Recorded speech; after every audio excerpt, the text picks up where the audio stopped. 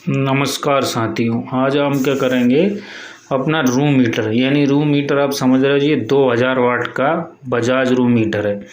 इस room heater की हम सारी चीज़ें समझेंगे और क्लियर करेंगे कि बजाज रूम हीटर की वायरिंग और इसमें क्या क्या परेशानी आती है, सब चीज़ समझ के और हम आपको पूरा एक एक चीज़ के बारे में दिखाएंगे कि कौन सी चीज़ कैसे काम करती है। सबसे पहले इसको खोलना कैसे आप वो समझ लीजिए। देखिए, इसमें कुछ भी नहीं होता है। आपको जो सामने जो सफ़ेद ढक्कन दिख रहा है, ये दोनों तरफ से इसमें नॉब होते हैं, लॉक होते हैं। फंसा के इसको बाहर की तरफ धक्का मार दिया जाता है तो ये खुल जाता है। देखिए, कुछ ऐसे इस तरीके से ये खुल जाएगा। और जब खोलेंगे तो हम इसमें यहाँ पे एक नॉब है और यहाँ पे एक नॉब है, ऐसे ही नॉब पे धक्का लगाएंगे तो ये आगे की तरफ खुल जाएगा। देखिए, ये आसानी से खुल गया। ठीक है, अब आपको सामने इसके हर चीज़ के बारे में समझेंगे, मोटर कैसे काम करती है, इसमें सब चीज़ टोटल और वायरिंग के बारे में भी फटाफट हम इसको समझ लेंगे। ज़्यादा लंबा वीडियो नहीं करेंगे। सामने से ये 2 पेज खोल के हम इसकी ग्रिल भी बाहर कर लेते हैं। ग्रिल बाहर करके आपको और 2 पेज दिख रहे होंगे, ये पूरा उस तरफ खुल जाएगा, यानी पूरा ओपन हो जाएगा। और इस हीटर में कोई भी प्रॉब्लम नहीं है, सिर्फ हम इसको समझने के लिए खोल रहे हैं, कौन सी चीज़ कहाँ लगी है, कौन से वायर कहाँ लगे हैं, उसके लिए खोल रहे हैं। देखिए, अब ये खुल के तैयार हो गया और इसमें हमने टैगिंग भी कर रखी पूरी एक एक चीज़ की, कौन सी वायरिंग कहाँ से आई, कैसे काम कर रही है और इसमें क्या दिक्कत होती है, हम वो सब चीज़ इसमें फटाफट समझ लेते हैं आप बिना देर किए। देखिए, सबसे पहले हम इसकी वायरिंग पूरी हमने अलग अलग कर दी है। वायरिंग कैसे करते हैं रूम हीटर की? रूम हीटर की वायरिंग के लिए कुछ नहीं करना आपको। सामने जो दो आपको यहाँ पे फेज न्यूट्रल आए हैं, ये हमारे फेज न्यूट्रल आए हुए हैं, यहाँ पे हमारे फेज न्यूट्रल। और जो आपको दोनों हाथ काले काले दिख रहे होंगे हाथ में, ये हमारे फ़ैन के वायर हैं। आप ध्यान से समझ लीजिए, ये हमारे फ़ैन के वायर हैं।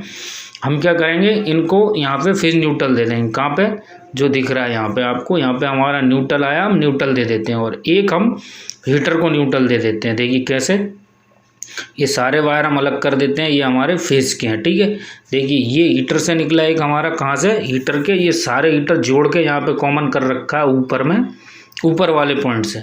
तो हमने क्या किया, अभी ऊपर वाले पॉइंट से एक न्यूट्रल निकाल लिया बाहर। ठीक है, अब हम क्या करेंगे, एक फैन मोटर को न्यूट्रल दे देंगे और एक हीटर को न्यूट्रल दे देंगे यहीं से डायरेक्ट, तो हमारे न्यूट्रल का काम हो जाएगा ख़त्म।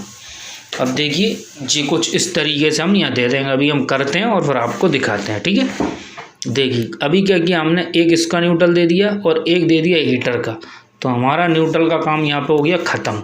ये रूम हीटर का। ठीक है, अब हम क्या करेंगे, फेस देंगे। फेस का हम एक डायरेक्ट दे देंगे यहीं से सीधा इस मोटर को, और एक हम फेस डायरेक्ट ले लेंगे कहाँ? थर्मोस्टेट के लिए। इस थर्मोस्टेट के लिए क्यों ले लेंगे? क्योंकि हमारा थर्मोस्टेट के थ्रू हीटर काम करेगा, जितना टेम्परेचर आने पे कट होना चाहिए। ठीक है, अब हमारा क्या, जहाँ पे देखिए अब इस जगह से हमने फेस ले लिया और एक दे दिया हमारे फ़ैन को। अभी हम यहाँ पे कस देंगे कुछ इस तरीके से, फिर हम आपको एक एक वायर दिखाते चलेंगे और आपको समझ में आना चाहिए वीडियो। ठीक है, देखिए अब क्या हो गया, हमारा यहाँ से फेस चला, थर्मोस्टेट पे आ गया। ठीक है, ये थर्मोस्टेट क्या करता है, कटअप होता है, यानी गर्म होने पे ये बंद चालू बिजली को बंद चालू करता रहता है हीटर को। अभी हमारा कहाँ पे आ गया, मेन स्विच पे। देखिए स्विच पे आप समझिए, स्विच में हमने कुछ भी नहीं किया, एक वायर डायरेक्ट लेके स्विच पे नंबरिंग हुई है। देखिए जैसा हम आपको नंबर पर दिखा रहे हैं बिल्कुल वैसे ही आप ध्यान से देखेंगे, क्या ए और बी एक लूप बना हुआ है। जो लूप क्यों बनाया था, ये लूप इसलिए बनाया था, पहले ये फ़ैन भी इसी के थ्रू चल रहा था, अभी हमने फ़ैन डायरेक्ट कर दिया। ठीक है, डायरेक्ट क्यों कर दिया उसका रीज़न भी हम बताएंगे आपको। देखिए जो स्प्रिंग आपको यहाँ पे लुस्त सी दिख रही है ना, ये क्या होती थी, कट हो जाती थी गरम गरम, तो ये बंद हो जाता, तो इसलिए ये लुस्त हो गई थी। अब हमने क्या कर दिया, फ़ैन को कर दिया डायरेक्ट। अब आपको यहाँ पे 3 वायर दिख रहे होंगे, 1 2 और 3। ये क्या है, 3 कॉइल हैं इस हीटर के अंदर की। ये स्विच में कहाँ लगेंगी आप ध्यान से समझिए, ये सबसे ज़रूरी है। देखिए अब इस स्विच पे लिखा हुआ है, यहाँ पे इस ध्यान से देखेंगे तो आप इस स्विच पे पूरा लिखा हुआ है। देखिए अब आपको हम दिखाने की कोशिश करते हैं, शायद दिख जा। देखिए यहाँ पे 3 नंबर लिखा हुआ है, 3 नंबर वाला 3 नंबर की जगह पे लगा देंगे आप, 1 नंबर वाला 1 नंबर की जगह पे और 4 नंबर वाला 4 नंबर की जगह पे।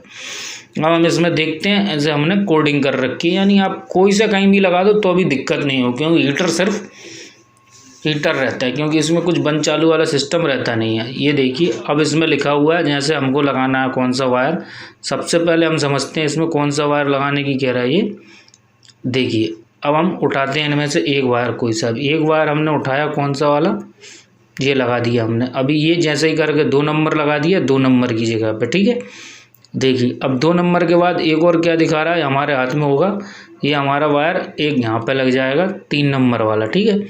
3 नंबर का लग गया। अब आएगी वारी कौन सी हमारी, देखिए इसमें दे रहा है 3 नंबर के बाद अब हमारा आएगा इसमें 4 नंबर का वायर। इसमें ऐसे ये वायर लग गया एक जगह, एक एक करके हमने सारे वायर इसमें लगा दिए।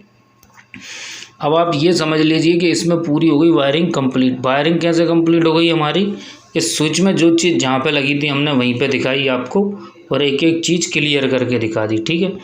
अब हम इसको चला के देखते हैं। देखिए ये बराबर चल रहा है और गर्म हवा दे रहा है, और पूरी वायरिंग इसकी कंप्लीट हो गई। आपको वायरिंग समझ में आ गई होगी, और हम आपको कोशिश यही करी कि आपको एक एक वायर एक एक चीज़ आपको समझ में आए।